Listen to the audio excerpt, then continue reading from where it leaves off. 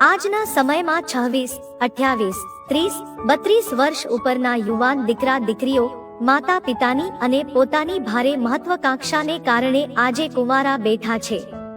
જો હજુ પણ વાલીઓ જાગૃત નહીં થાય તો પરિસ્થિતિ વધુ વિસ્ફોટક બની શકે છે.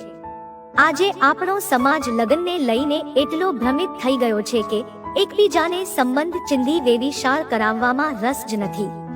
આજે સમાજમાં ઘણી એવી અપરિણીત છોકરીઓ 26, 28, 30, 32 વર્ષની ઉંમર થઈ હોય તો પણ કુંવારી છે. કારણ કે તેમના સપનાઓ તેમના સ્ટેટસ કરતા ઘણા ઊંચા છે.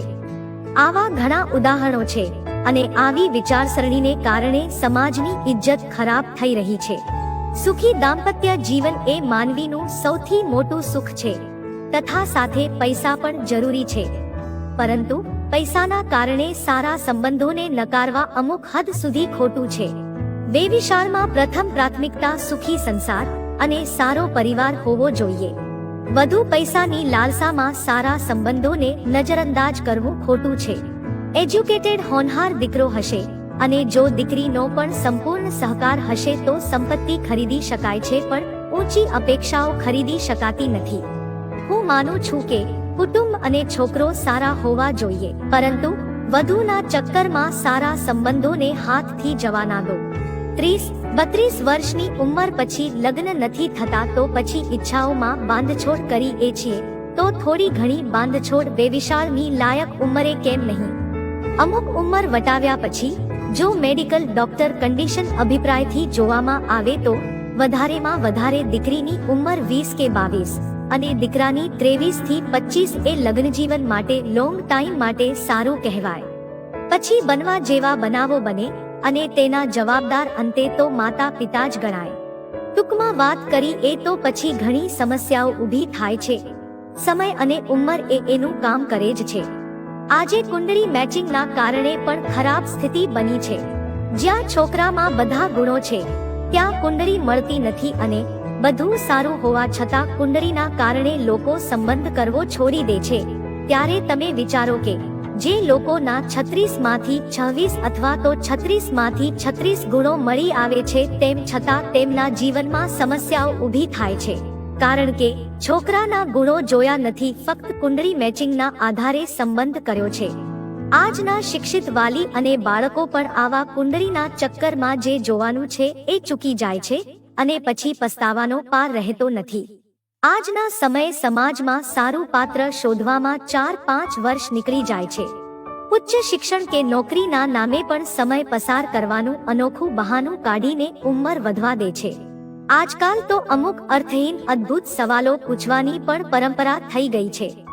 જેમ કે પોતાનું ઘર છે કે નહીં, જો હોય તો ફર્નિચર કેવું છે, ઘરમાં કેટલા રૂમ છે તથા તે મોટું છે કે નાનું છે, કયા એરિયામાં છે તથા લોન ચાલુ છે કે નહીં, જીવનશૈલી અને ખાણી પીણી કેવી છે, માતા પિતા સાથે રહે છે કે નહીં, કેટલા ભાઈ બહેન છે તથા તે પરણેલા છે કે કેમ, માતા પિતાનો સ્વભાવ કેવો છે, આધુનિક વિચારસરણીના ઘરના સગા સંબંધીઓ છે કે નહીં, ઊંચાઈ કેટલી છે, દેખાવ કેવો છે, શિક્ષણ, કમાણી, બેંક બેલેન્સ કેટલું છે, છોકરો છોકરી સોશિયલ મીડિયા પર એક્ટિવ છે કે નહીં, તેના કેટલા મિત્રો છે, ધર્મ કયો પાળે છે, કાંદા લસણ ખાય છે કે કેમ. આ બધી પૂછપરછ પૂર્ણ થયા પછી પણ કેટલાક પ્રશ્નો પૂછવામાં અને સોશિયલ મીડિયા થકી વાત કરવામાં વધુ સમય પસાર કરે છે. આવી પરિસ્થિતિમાં ક્યારે 30-32 વર્ષની ઉંમરે પહોંચાઈ જવાય છે તે ખબર જ રહેતી નથી. ક્યાંક આવી બધી વિપદા સમાજમાં પેસી ગઈ છે જે બાળકોના સપનાને ચકનાચૂર કરી નાખે છે. એક સમય હતો જ્યારે પરિવારને જોઈને લગ્ન કરવામાં આવતા હતા. વૃદ્ધાવસ્થા સુધી લગ્નજીવન કશા પણ સમાધાન વગર પરસ્પર સન્માન ભાવ અને સમજૂતીથી દાયકાઓ સુધી નભતું હતું. સુખ દુઃખમાં પરસ્પર સાથ નિભાવતા સંબંધોમાં લાગણી હતી. જ્યાં પરિવાર જોઈને દીકરા દીકરીના સંબંધ થતા ત્યાં 3 પેઢીઓ સંયુક્ત ફેમિલીમાં જીવી જતા. ઘર પરિવાર અને આંગણામાં ખુશીઓ હતી. ક્યારેક કોઈ નાની ચણભણ શરૂ થતી તો વડીલો એકબીજાનું ધ્યાન રાખતા અને ઘરની વાત ઘરમાં રહેતી. લગ્ન જીવન ખાટા મીઠા અનુભવોમાંથી પસાર થતું અને બંને એકબીજાની ઘડપણની લાકડી બની જતા, સાથે રહીને પુત્ર પૌત્રોમાં સંસ્કારના બીજ વાવતા. હવે એ સમય ક્યાં છે? આંખની શરમ ઇતિહાસ બની ગઈ છે.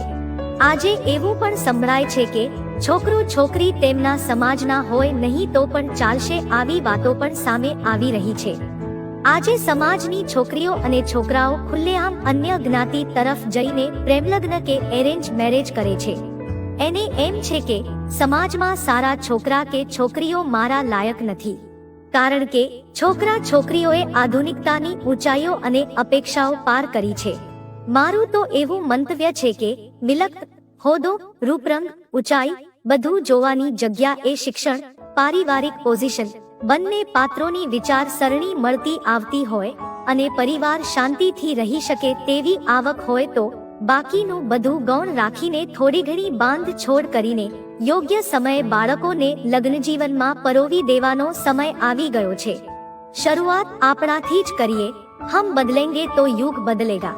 ખાસ વાત કે થોડું ભાગ્ય ઉપર છોડવું જોઈએ અને સુખ દુઃખ પતિ પત્નીનું મળવું એ ભાગ્ય પર આધારિત છે.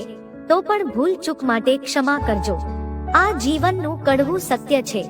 મિત્રો, આ વિડીયોને તમારા બધા સગા સંબંધીને અને તમારા મિત્રો સાથે શેર જરૂર કરજો અને તમારું આ વિડીયો વિશે શું કહેવું છે એ કમેન્ટ કરીને જરૂર જણાવજો અને આ વિડીયોને લાઈક કરવાનું ભૂલશો નહીં.